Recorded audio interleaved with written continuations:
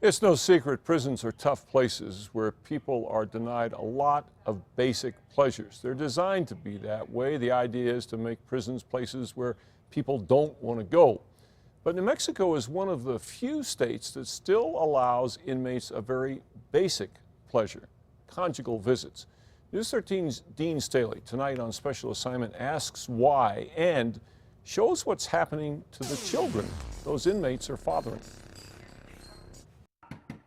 Just last month, a team of state and local police launched a roundup of deadbeat parents.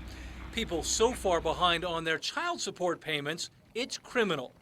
In fact, the state spends nearly $30 million a year enforcing child support orders. But there is a group of parents who will never have to pay child support. These are people the state actually goes out of its way to help have children. Some of them are rapists and killers in the state's prisons. Don't believe me? Then you don't know Michael Guzman. In 1981, he kidnapped two young women near the University of New Mexico. He raped and killed one and nearly killed the other, stabbing her 33 times.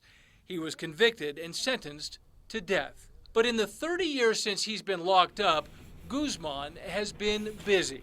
According to prison records, Guzman has had 2 wives and fathered 4 sons in prison. I am a little surprised. Representative Al Park is the co-chair of the legislature's Corrections Committee. Pay for your kids. I pay for my kids, you pay for your kids. Everyone should pay for their kids. So how does a rapist and killer get to father so many children behind bars?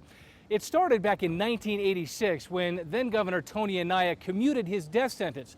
That got Guzman out of maximum security, and he was on his way to earning, through good behavior, conjugal visits. That means counseling about sexually transmitted diseases, access to condoms, and as many as 12 hours alone with a legal spouse in one of these portables.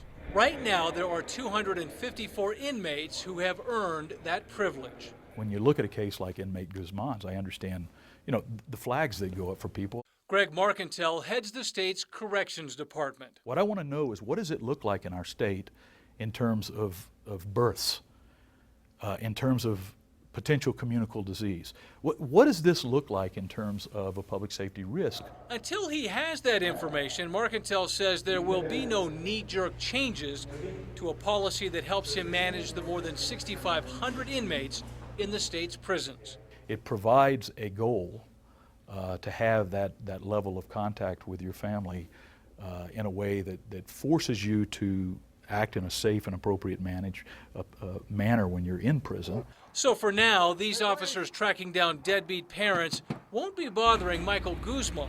His 4 children conceived in prison will have to look elsewhere for support. On special assignment, Dean Staley, KRQE News 13.